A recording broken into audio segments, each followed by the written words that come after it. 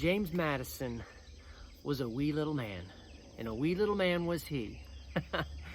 He's one of our shortest presidents ever.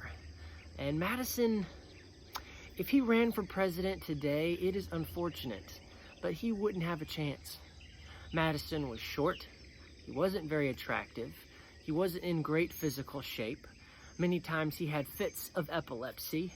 His voice was so weak and high-pitched that whenever he gave a speech, no one could hear what he had to say. The best thing James Madison had going for him was his wife, Dolly. Dolly Madison was the opposite of James Madison. She was vivacious, she was energetic, she was great with people. If you met James Madison, it was awkward and uncomfortable. But Dolly Madison had a way of just making everyone feel like they were special and they belonged. Dolly Madison was the first person to start banquets and social events in the White House. She was a big contributor to an orphanage, which she started the tradition of first ladies taking on a social issue and trying to make America better, not through politics, but through social issues. But James Madison, he didn't have a lot going for him. But he did have one thing. He was smart. He was so smart. He was Princeton's very first graduate. He graduated at a very young age. He was brilliant.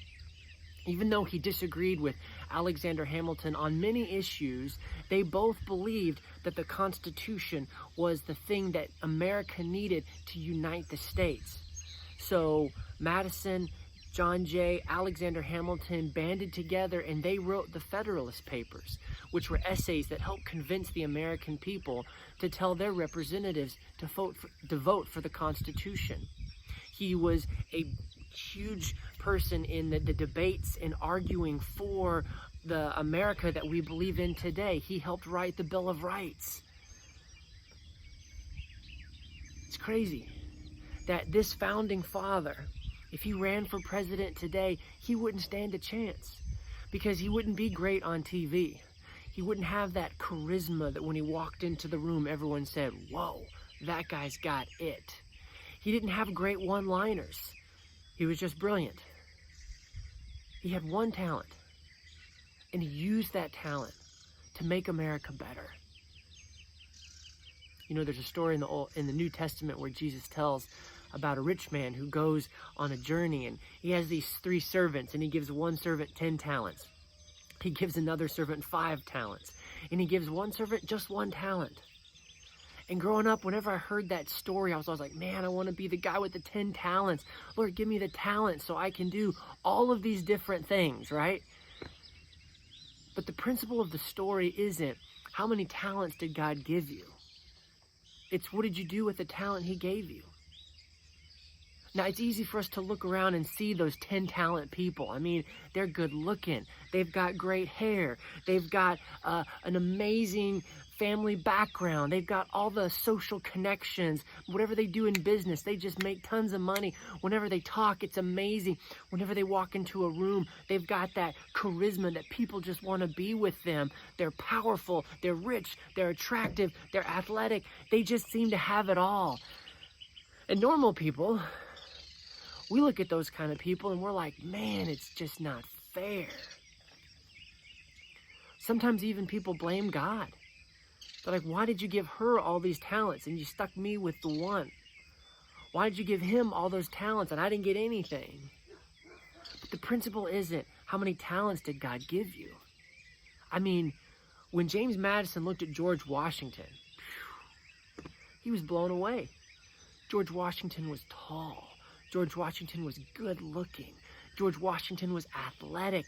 Men admired him. Women adored him. George Washington had a character and a presence.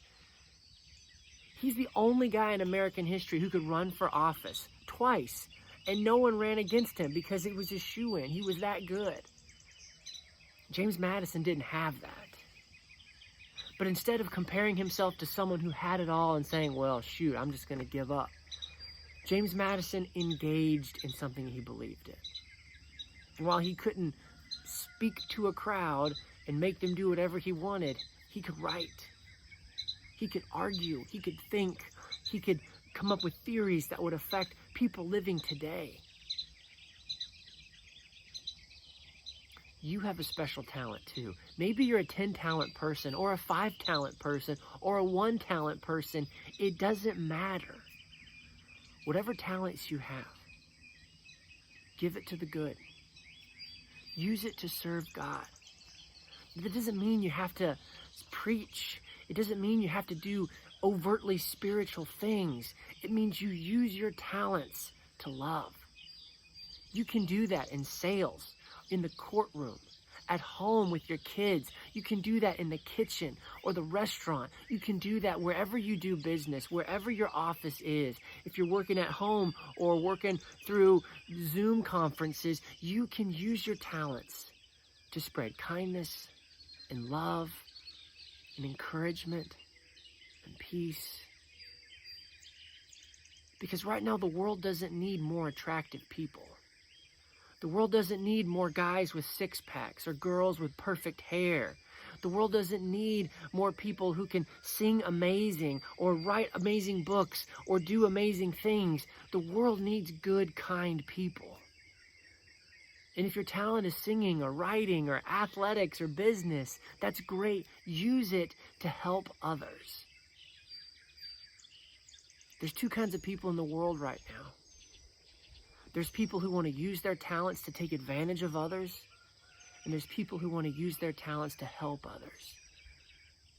And you can be a red or a blue or a black or a white or an American or somebody else or a Christian or an atheist, and if you're using your talents to help others, Jesus looks at you and says, "Well done, my good and faithful servant." You see, so much of our society today is telling everyone that you have to agree with me. I'm right. And if you don't agree with me on gender or abortion or Trump or COVID or wearing masks, then you're a bad person. And that's not true. You know what? We're never going to agree on everything. I've got a great wife, and we disagree on a lot of things. But here's something that we can agree on. We can use our talents to help the people that God brings into our life. James Madison, if he could stand here next to me, I'd probably have to tip the camera down so you could see him. And if you did see him, you wouldn't think, wow, that guy's magnetically attractive and charismatic, and I'm going to do whatever he says. But if you listen to his words, you would realize that they were brilliant. You're like James Madison. You've got a talent. Maybe 5, maybe 10. But whatever you've got, use it for good. Because Jesus is coming back very soon.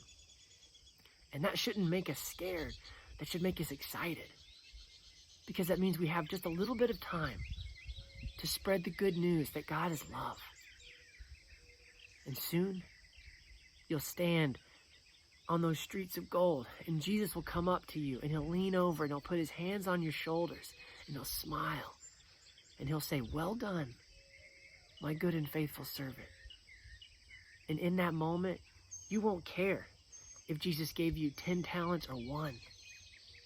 You'll just be so glad that you used it for his glory. God bless.